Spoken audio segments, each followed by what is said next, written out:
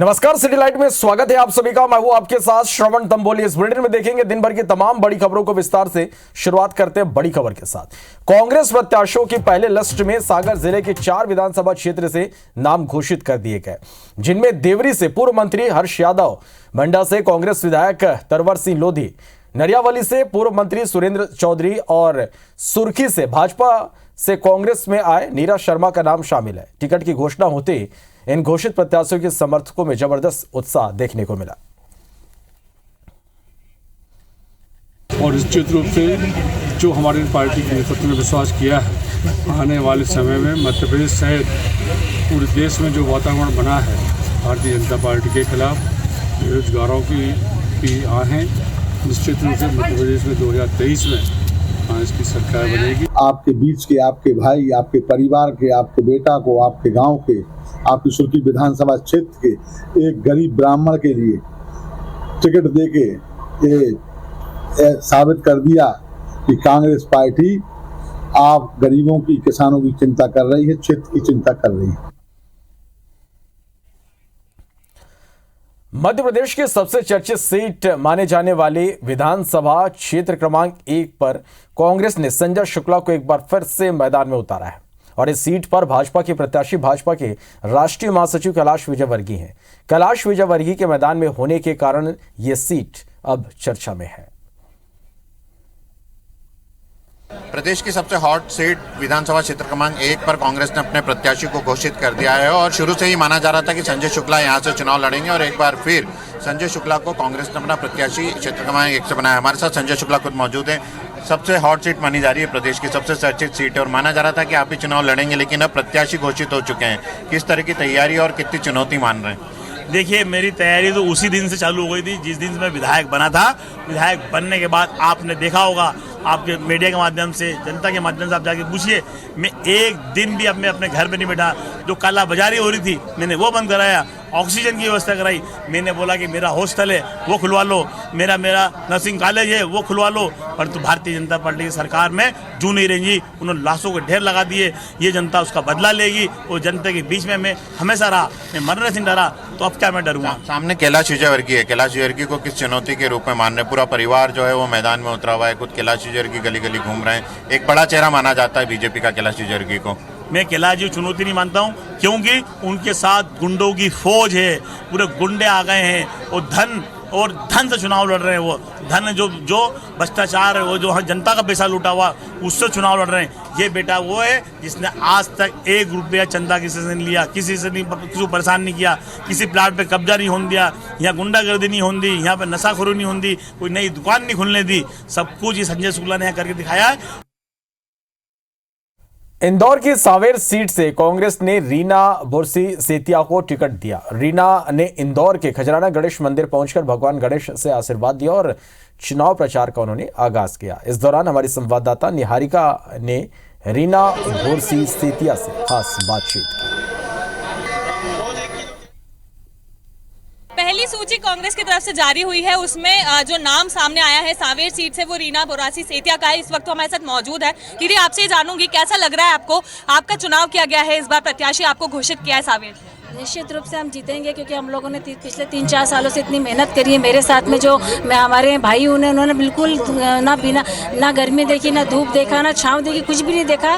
बारिश में भी मेरे साथ वो जितना मैं जहाँ ले जाती हूँ मेरे साथ चलते गए हैं। और मातृशक्तियों का आशीर्वाद जो मुझे मिला है पिछले 3-4 सालों में, उनका प्यार मुझे मिला है, उनका आशीर्वाद मिला है। तो निश्चित रूप से हम सब मिल के 3 दिसंबर को कांग्रेस की सरकार में सांवेर की भी एक नेतृत्व करते हुए हम लोग सब आपको विधानसभा में मिलेंगे। बिल्कुल दीदी, 6 नाम इंदौर जिले से सामने है, उसमें इकलौते आप महिला कैंडिडेट है। ऐसे में काफी भरोसे वाली बात है ये, और साथ ही में सांवेर एक बड़ी सीट भी यहाँ पर है, तो क्या कहेंगे इस पे? महिला पर एक भरोसा जताया है। बिल्कुल, पहली बार सांवेर ने महिला पे भरोसा जताया है, क्योंकि यहाँ की जो भाई और मातृशक्तियों ने मुझे आशीर्वाद दिया है, इसलिए हमारी पार्टी ने मुझे यहाँ पे एक प्रत्याशी के रूप में घोषित किया है। मैं माननीय कमलनाथ जी, दिग्विजय सिंह जी और मेरे सुरजेवाला जी और सभी राहुल राहुल गांधी जी, सोनिया जी और प्रियंका जी का मैं आभार व्यक्त करती हूँ कि आपने मुझे जो भरोसा जताया, इसमें मैं खरी उतरूंगी और सावेर को हम जीत के बताएंगे। एक ही महीने का समय बचा है, ऐसे में क्या मुद्दे लेकर आप रण में उतरने वाली हैं, क्योंकि 17 नवंबर को चुनाव होना है? चुनाव तो क्या, हम लोग आज एक महीने से नहीं, हम पिछले 3 साल से चुनाव लड़ रहे हैं और अलग अलग मुद्दों को हम उठाते आए हैं। और उन मुद्दों का जो अब बहुत बड़ा एक पुलिंदा बन गया है, भ्रष्टाचार का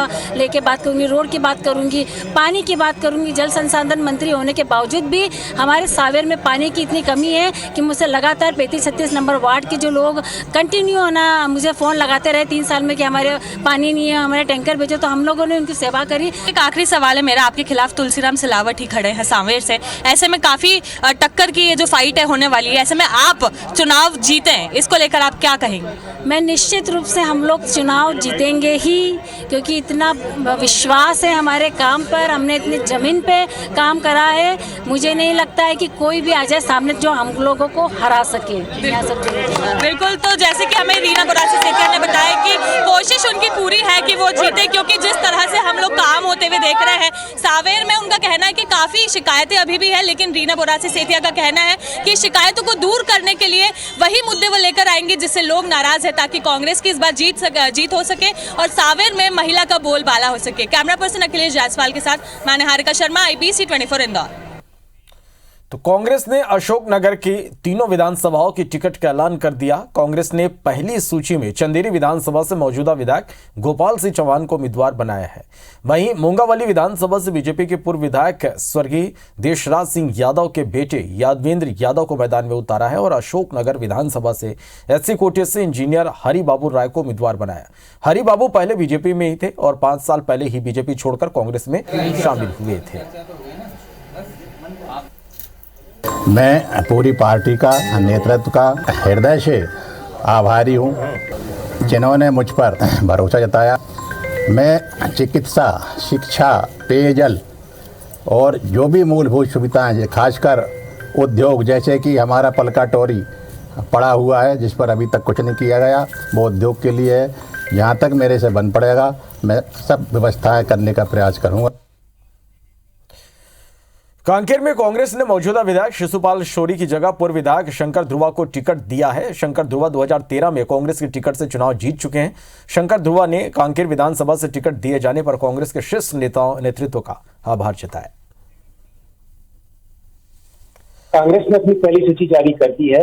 कांकेर से शंकर ध्रुवा को प्रत्याशी चुना गया है। कांकेर शंकर ध्रुवा जो है पहले भी 2013 में कांकेर विधानसभा सीट से विधायक रह चुके हैं। पिछली बार उनकी टिकट काटी गई थी और इस बार फिर कांग्रेस ने उनको भरोसा जताया है। हम जानना चाहते हैं शंकर ध्रुवा से कि किस प्रकार से वो इस चुनाव में उतरेंगे। जी बताएंगे आपको किस प्रकार से कांग्रेस ने भरोसा जताया, किस प्रकार से? देखिए, मुझे प्रदेश कांग्रेस कमेटी और केंद्रीय नेतृत्व ने मुझे जिस प्रकार से विश्वास करके आज कांकेर विधानसभा क्षेत्र से भारतीय राष्ट्रीय कांग्रेस पार्टी का अधिकृत उम्मीदवार घोषित किया है, इसके लिए मैं सबसे पहले प्रदेश नेतृत्व और केंद्रीय नेतृत्व को बहुत बहुत धन्यवाद दूंगा कि उन्होंने मुझे प्रत्याशी बनाया।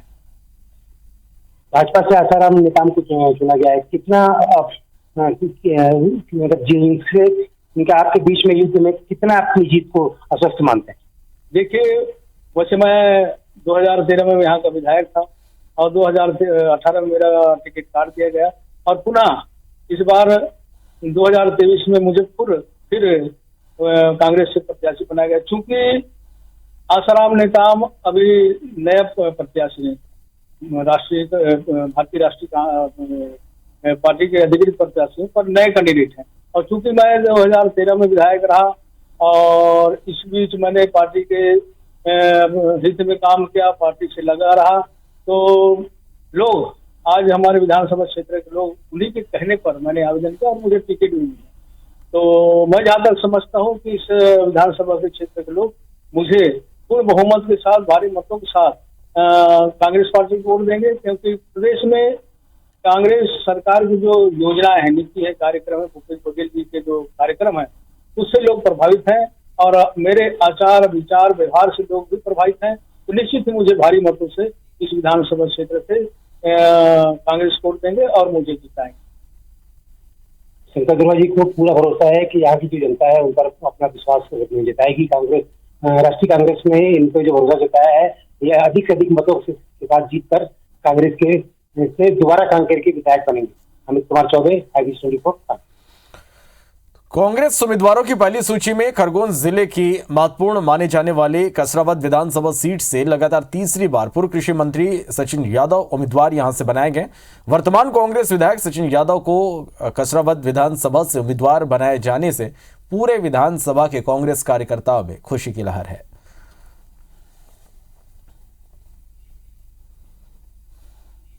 आज नवरात्रि के पहले दिन अखिल भारतीय कांग्रेस कमेटी द्वारा मध्य प्रदेश के 144 प्रत्याशियों की इसमें घोषणा की है। कांग्रेस के इसमें खरगोन जिले की कसरावद विधानसभा क्षेत्र से तीसरी बार लगातार जो है सचिन यादव को इसमें टिकट दिया गया। हमारे साथ में खुद सचिन यादव जी है। इस बार किस प्रकार की चुनौती रहेगी? कसरावद विधानसभा में लगातार तीसरी बार टिकट दिया। सर्वप्रथम तो मैं सभी साथियों को, माता बहनों को नवरात्र के इस पावन पर्व की ढेर सारी शुभकामनाएं देना चाहता हूं, बधाई देना चाहता हूं। समस्त कांग्रेस पार्टी के जो वरिष्ठ नेता हैं सभी को मैं बहुत बहुत साधुवाद देना चाहता हूं, धन्यवाद देना चाहता हूं कि उन्होंने मुझ पर पुनः विश्वास किया। किन मुद्दों को लेकर अब जनता के बीच में जाएंगे? देखिए, प्रमुख रूप से हम लोग 15 महीने की हमारे सरकार की जो उपलब्धि रही है, जिसमें हम लोगों ने अल्प समय में अनेकों जनहितैषी योजनाओं को हमने लागू करने का काम हम लोगों ने करा था, जिसमें सबसे महत्वपूर्ण हमारी किसान कर्ज माफ़ी थी।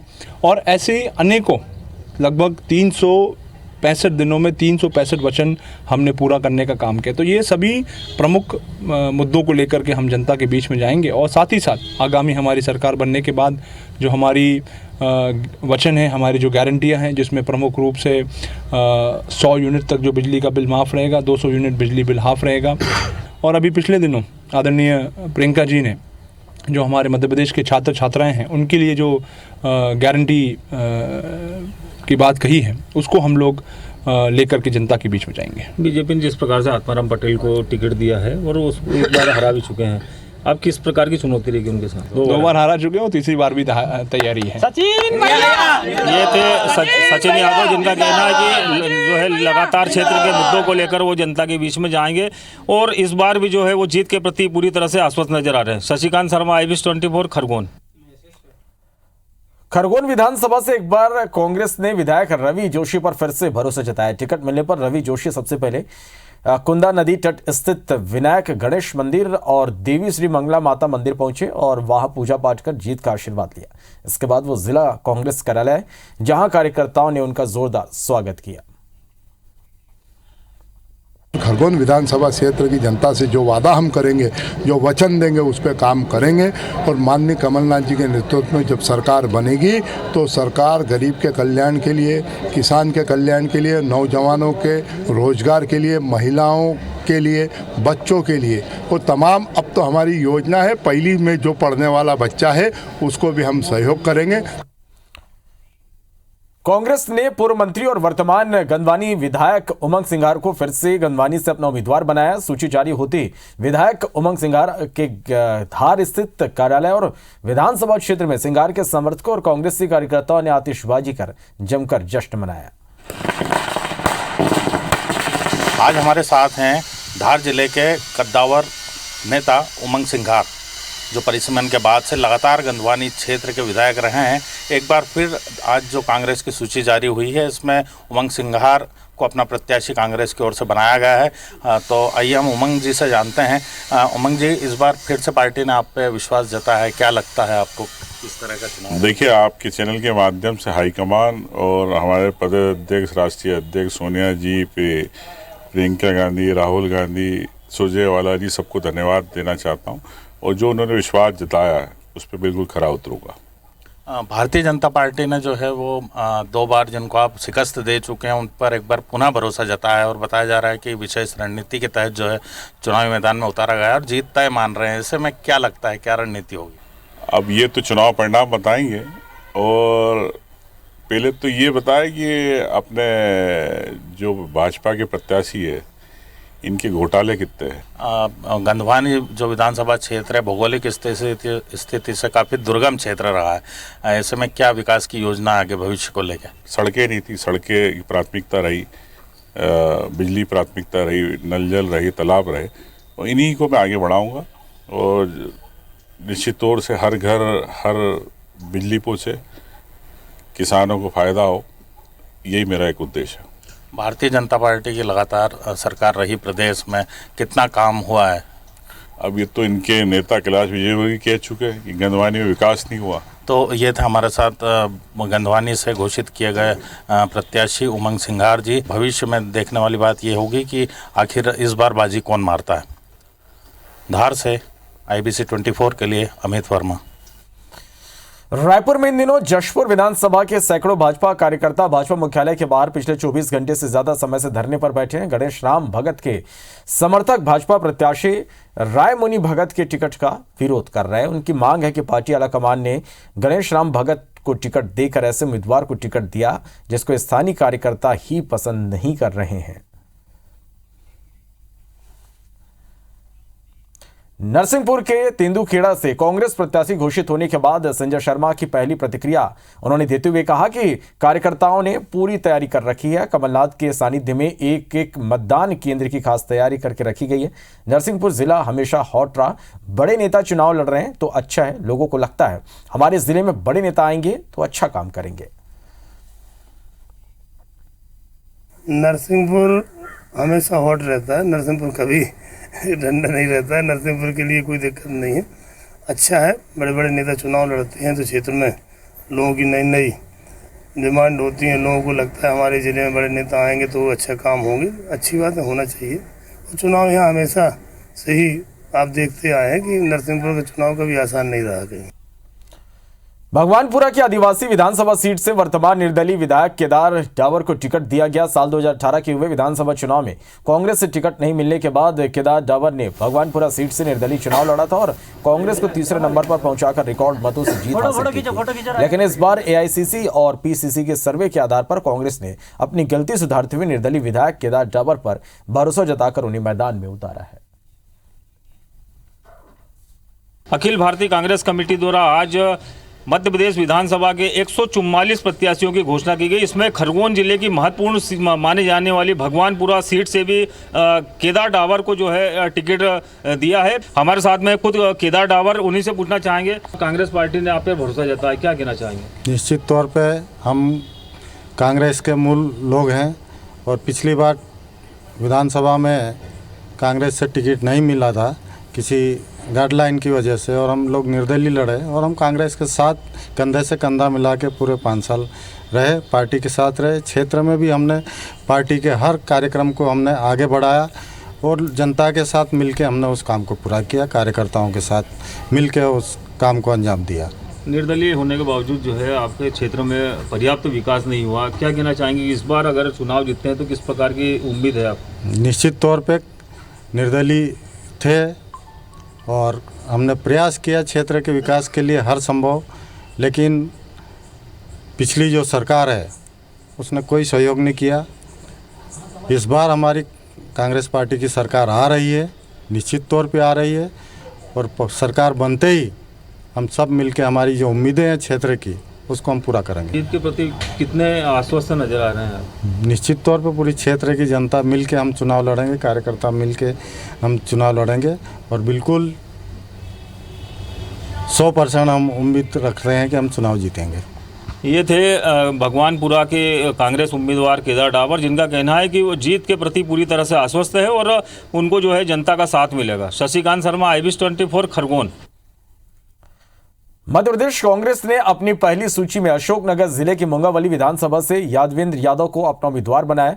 यादवेंद्र बीजेपी के पूर्व विधायक देशराज सिंह यादव के बेटे हैं, जो कुछ समय पहले ही बीजेपी छोड़कर कांग्रेस में शामिल हुए। यादवेंद्र को छोड़कर परिवार के बाकी सदस्य आज भी बीजेपी में ही हैं।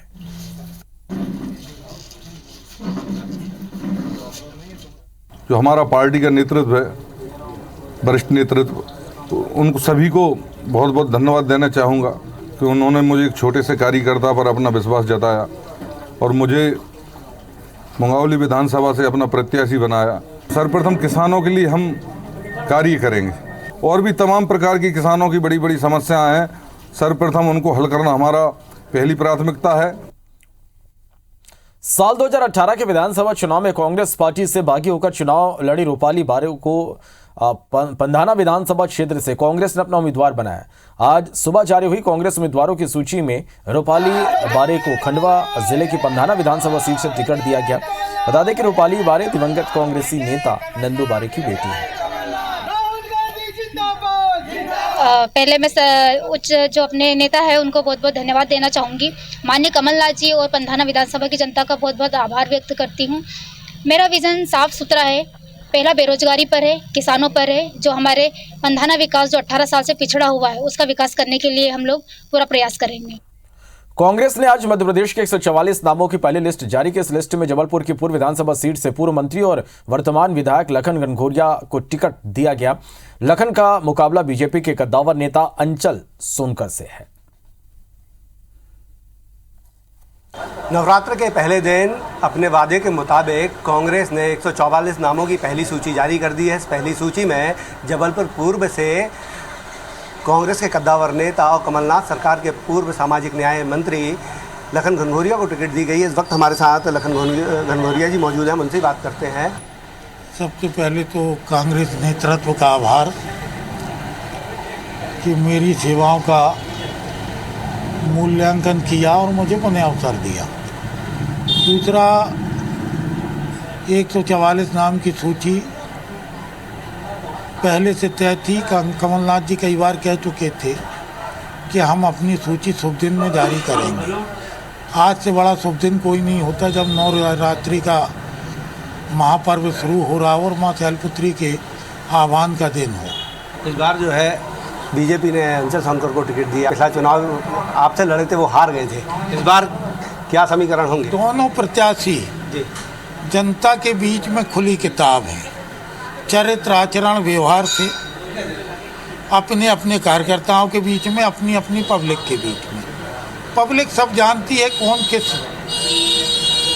कितनी किसकी सक्रियता है, कितनी किसकी उपयोगिता है। कांग्रेस इस बार विधानसभा चुनाव में कितनी सीटें जीतेगी और आपकी जीत का अंतर कितना होगा? देखो, ये तो जनमानस तय करेगा जीत का अंतर किसकी क्या होता है। यह है कि जनमानस का भरपूर विश्वास मेरे ऊपर है। पूरे बहुमत के साथ कांग्रेस की सरकार आएगी।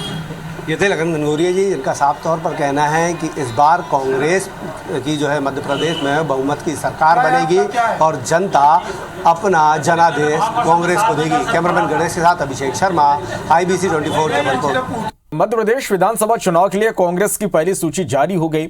इसमें भोपाल मध्य से आरिफ मसूद को टिकट मिला। उन्होंने पार्टी का शुक्रिया अदा किया। हाँ, मालिक का शुक्रिया। पहली बार कांग्रेस के वरिष्ठ नेताओं का कि पहली लिस्ट में नाम जारी हुआ और जो भरोसा जताया है, पहले भी जब जताया था तो खरे उतरे थे और इंशाल्लाह इस बार भी खरे उतरेंगे। बहुत मजबूती के साथ जीत के जाएंगे। पहले की लीड जो जीत थी उससे बढ़ाने का प्रयास करेंगे।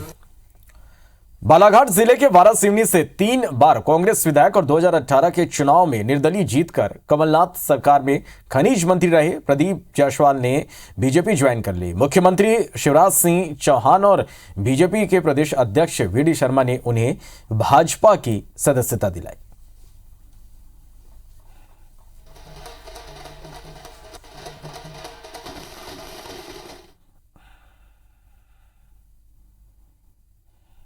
प्रदीप जायसवाल जी ने अभी बीजेपी ज्वाइन की है। सीएम हाउस में उनको बीजेपी ज्वाइन कराई गई है और अभी बाहर निकले हैं, हमारे साथ मौजूद हैं। सर, 2020 से ही आप बीजेपी को समर्थन दे रहे थे, लेकिन 3 साल का वक्त क्यों लग गया बीजेपी में आने में? देखिए, मैं निर्दलीय चुनाव लड़ा था मैंने और जनता की टिकट पर जनता के वोट से चुनाव जीता था। इसलिए मेरा ये था कि मैंने समर्थन सरकार को दिया था। सरकार के बदले मेरे को भरपूर सहयोग मिल रहा था। तो मेरा ये लगा कि जनता ने मुझे निर्दलीय बनाई है। 5 साल जनता को वादा किया था कि आखिरी आचार्य संहिता लगने के पहले तक जो बड़े से बड़ा काम होगा, और मैंने बड़े से बड़ा काम 6-7 बड़े पुल, सड़कें, इंडोर स्टेडियम, गार्डन, हर चीज़ मैंने किया पूरा। तो अंतिम समय तक जनता ने मुझे निर्दलीय चुनाव जिताई थी, तो अंतिम समय तक मैं निर्दलीय रह के मैंने काम किया हूँ। अब नया चुनाव चालू हो रहा है।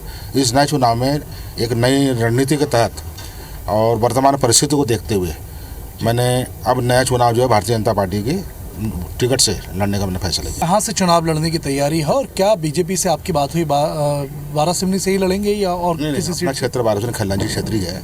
बाहर से लड़ने का तो सवाल ही पैदा नहीं होता कि हमारा पारिवारिक रिश्ता जनता के साथ जो रहा है उसको हम तोड़ नहीं सकते। चुनाव लड़ना अलग चीज़ है, लेकिन रिश्ता ख़त्म नहीं हो सकता, और उस रिश्ते के कारण ही मैंने नई सरकार को समर्थन दिया। सर एक सवाल और पूछूंगा, ये जो आपके घर के सामने बोर्ड लगा है जिसमें लिखा है कैबिनेट मंत्री दर्जा प्राप्त, ये दर्जा प्राप्त शब्द हटेगा? अगली सरकार में क्या भूमिका होगी? देखिए, अभी तक तो मेरा जो अनुभव रहा है और जिस तरह से कांग्रेस पार्टी ने मेरी उपेक्षा की, मेरे को नहीं मिला। 1200 क्षेत्र में कांग्रेस को जिले में मैंने स्थापित किया और मैंने कांग्रेस से कभी 2 रुपये नहीं लिया, लेकिन मेरे साथ जो किया उसके बदले मैं समझता हूँ कि आने वाले समय पर भारतीय जनता पार्टी की सरकार बनेगी और ये जो बोर्ड देख रहे हैं आप, दर्जा हट जाएगा इसका। बहुत बहुत धन्यवाद, शुभकामनाएं। ये हैं प्रदीप जायसवाल जी, बीजेपी में शामिल हुए हैं और इनका पूरा यकीन है, भरोसा है कि इस बार न सिर्फ बीजेपी की सरकार बनेगी बल्कि वो बीजेपी सरकार में कैबिनेट मंत्री भी बनेगी। कैमरा पर्सन विनीत श्रीवास के साथ ब्रजेश जैन, IBC 24 भोपाल।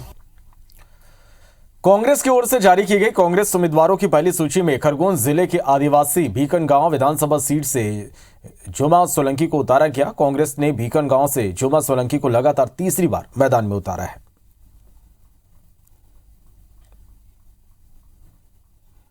मैं पिछले 10 सालों से काम कर रही हूँ और 10 सालों में जितनी समस्याओं को मैंने फेस किया है कि आम जन किन के समस्याओं से जूझ रहे हैं, उन सारी समस्याओं को प्राथमिकता दूंगी। सबसे पहले शिक्षा, स्वास्थ्य और कृषि, ये 3 चीज़ों के लिए, और बेरोजगारी को दूर करना, पलायन रोकना, ये सारे मेरे 4-5 जो बड़े मुद्दे हैं जिनको मुझे हमेशा से सामने रखा और उनका समाधान भी किया, और 90% इनका समस्याओं का समाधान भी हो गया। पर मेरी सरकार आती है, कांग्रेस पार्टी की सरकार बनती है, तो निश्चित ही इन समस्याओं का और बेहतर से बेहतर करने का प्रयास करने का कोशिश करते रहूँगी। वहीं बादांता से कांग्रेस ने उत्तम पाल को उम्मीदवार बनाया। 2020 का उपचुनाव हारने के बाद उन्हें फिर मौका मिला है। उत्तम पाल पूर्व विधायक राजनारायण सिंह पुरानी के बेटे हैं।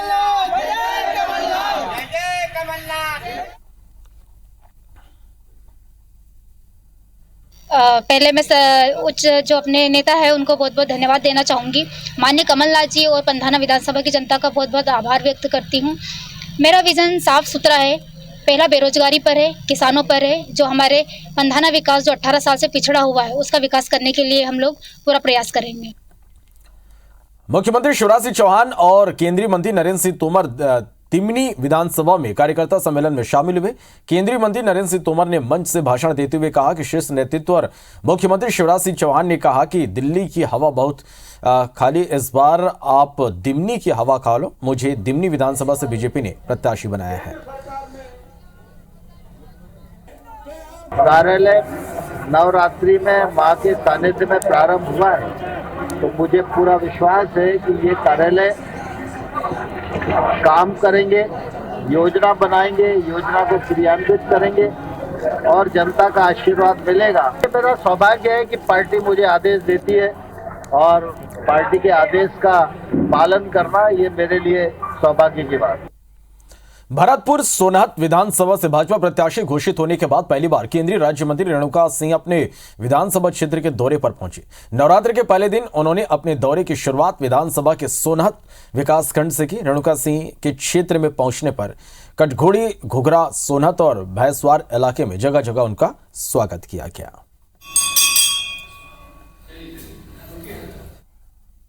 देश भर में बहुजन समाज पार्टी का अस्तित्व भले ही सिमटता जा रहा है, लेकिन ग्वालियर, चंबल और रीवा संभाग की सियासत में यह दल आज भी अपना स्थान रखता है। पंचायत से लेकर लोकसभा चुनाव तक बीएसपी भाकियों की पहली पसंद मानी जाती है। पार्टी से टिकट नहीं मिलने की सूरत में कार्यकर्ता अपनी पार्टी छोड़कर बीएसपी की टिकट पर चुनाव मैदान में उतरते हैं।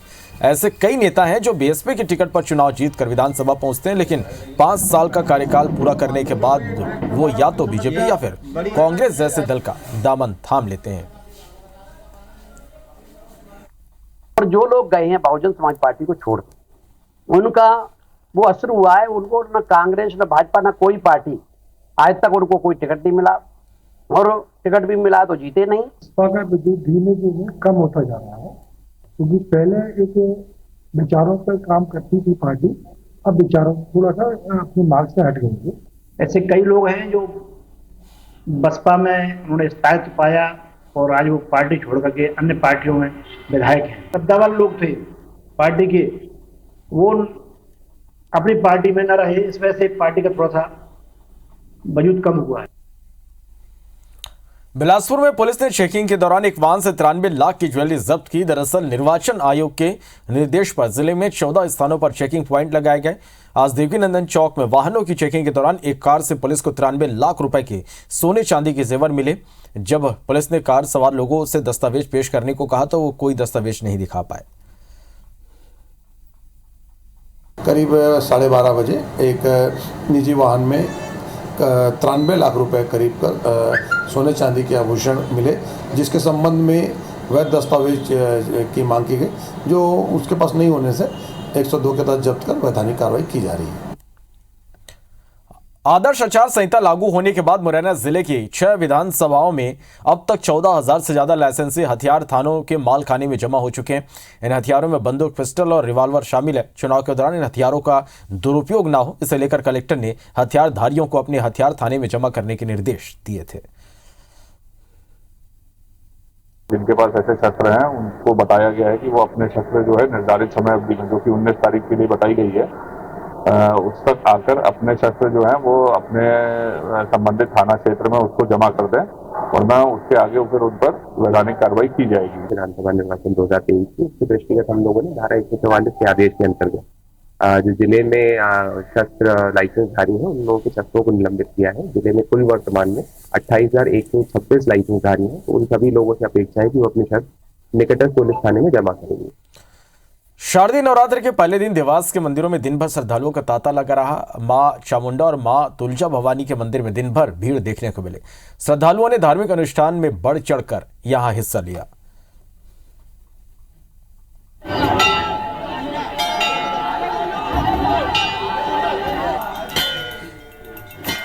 इधर छत्तीसगढ़ में भी नवरात्रि की धूम देखने को मिल रही है। जांजगीर चांपा जिले के खोखरा गांव के प्रसिद्ध मनकादाई मंदिर में नवरात्रि पर्व पहले दिन यहां पर भव्य कलश यात्रा निकाली गई। हजारों लोग इसमें शामिल हुए।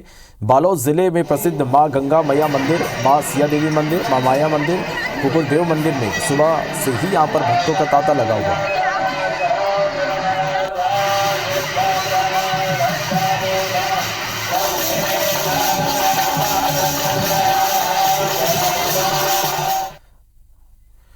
इधर इंदौर में नवरात्र को लेकर मंदिरों में आकर्षक साज सज्जा की गई है। अन्नपूर्णा माता मंदिर में सुबह से ही भक्तों की भीड़ देखने को मिली। IBC 24 आपको घर बैठे माता के दर्शन करा रहा है। आज से मां शारदीय नवरात्रों की शुरुआत हो चुकी है और इस वक्त हम इंदौर के अन्नपूर्णा माता मंदिर में मौजूद है। सीधी तस्वीरें मैं आपको अन्नपूर्णा माता मंदिर की दिखा रही हूँ, जहाँ पर हमें एक साथ त्रैदेवतियाँ देवियाँ जो है वो हमें दर्शन देती हुई नजर आ रही है। सबसे बीच में जो मौजूद है वो मां अन्नपूर्णा है, उन्हीं के साथ मां काली माता और साथ ही सरस्वती माता यहाँ पर विराजित है। ये 1959 का मंदिर जो है ये आज तक इतना ही भव्य है क्योंकि यहाँ की मान्यता जो है वो लगातार बनी हुई है। इस मंदिर की क्या मान्यता है वो बताने के लिए हमारे साथ यहाँ पर पंडित जी मौजूद है। पंडित जी, आपसे जानना चाहूँगी क्या मान्यता है अन्नपूर्णा माता मंदिर की, क्योंकि 1959 के बाद से लगातार भक्तों का जो भरोसा है वह मां अन्नपूर्णा पे बना हुआ। भगवती की मानते ही है कि जो भरोसा है माता भरोसा पूरा करती है और यहाँ कोई भी खाली हाथ नहीं जाता है। और इसकी जिस रूप में 9 दिन में पाठ करे, दुर्गा सप्तशती का पढ़े, अठवा जप करे, अगर दुर्गा चालीसा किसी भी अनुष्ठान माँ भगवती अन्नपूर्णा के नाम से करता है, माँ भगवती उनकी सभी की मनोकामना पूर्ण करती है। बिल्कुल, तो जैसे कि पंडित जी ने बताया आज माँ शैलपुत्री की यहाँ पर जो है पूजा की जा रही है और हर तरह के विघ्न जो है वो माँ शैलपुत्री आज दूर करेंगी। कुछ भक्त भी हमारे साथ मौजूद हैं। आंटी, आज से नवरात्रों की शुरुआत हुई है, ऐसे में आप लोग माँ अन्नपूर्णा के दर्शन करने पहुँचे, कैसा लग रहा है आपको? क्या कहेंगे नवरात्रों को? ये कहेंगे हम तो 40 वर्षों से माँ की सेवा में हैं। बाकी नवरात्र के पर्व विशेष रूप से मनाया जाता है और यहाँ पूजा अर्चना होती है, अनुष्ठान होते हैं, माँ भगवती का हवन होता है डेली और हम स्तुति प्रार्थना अन्नपूर्णा का स्त्रोत डेली करते हैं। और मैं 40 वर्ष से जा रही हूँ, माँ के यहाँ पे खाली हाथ आते हैं, खाली हाथ नहीं जाते। क्या बात है, बिल्कुल। आप लोग आए हैं आज माँ अन्नपूर्णा के दर्शन करने, ऐसे में क्या कहेंगे, क्या मान्यता लेकर आए? बस यही कि सब खुश रहे, सुखी रहे, माँ का आशीर्वाद बना रहे। तो ने भी बताया, साथ ही पंडित जी ने बताया आज माँ शैलपुत्री की पूजा आराधना की जा रही है। अब 9 दिन 9 देवियों की पूजा आराधना की जाएगी। ऐसे में भक्त जो है वो लगातार मंदिर में पहुंच रहे हैं। विभिन्न आयोजन जो है इंदौर में किए जा रहे हैं। तो किस तरह से सारे आयोजन हो रहे हैं वो IBC 24 आप तक पहुँचाते रहेगा। बने रहिए हमारे साथ। कैमरा पर्सन नंदन सिंह पवार के साथ मैं निहारिका शर्मा, IBC 24 इंदौर। बढ़ते आगे। दिव्यांग बच्चे अपने आप को समाज का हिस्सा समझकर सामान्य जीवन भी जी सके और समाज में उनकी स्वीकार्यता बढ़े, इस उद्देश्य से रायपुर के यंग इंडियंस चैप्टर ने आज उनके लिए दिव्य उत्सव का आयोजन किया। कार्यक्रम में अलग अलग संस्थाओं में पढ़ने वाले दिव्यांग बच्चों ने अपनी कला का प्रदर्शन किया। वहीं बच्चों के डांस, गाने और अन्य प्रस्तुतियों को देखकर दर्शक भी अचंभित रह गए। आयोजन में दिव्यांग बच्चों द्वारा बनाए गए कलाकृतियों के स्टॉल भी लगाए गए। आयोजक गौरव अग्रवाल, आलोक अग्रवाल और पंकज सोमानी ने बताया कि आयोजन में दिव्यांगजनों का जीवन सरल बनाने वाले उपकरण का भी सहयोग लिया गया।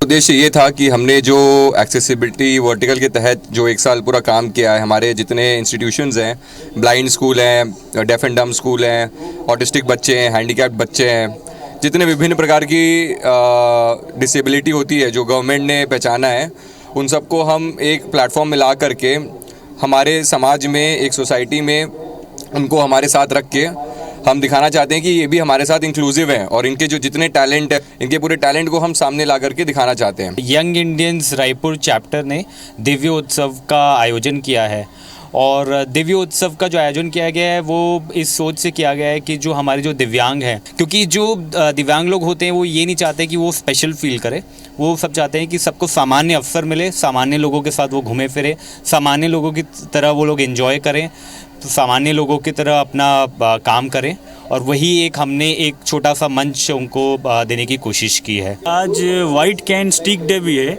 जो ये पूरे विश्व भर में मतलब मनाया जाता है। आज 15 अक्टूबर को वाइट कैन स्टिक डे मनाया जाता है, जिसमें जो भी दृष्टिबाधित लोग हैं, जो बिना नज़र वाले लोग हैं, उनके पास एक वाइट कलर की छड़ी हम देते हैं, उससे वो अपने आप की आइडेंटिटी उनकी अलग बनती है।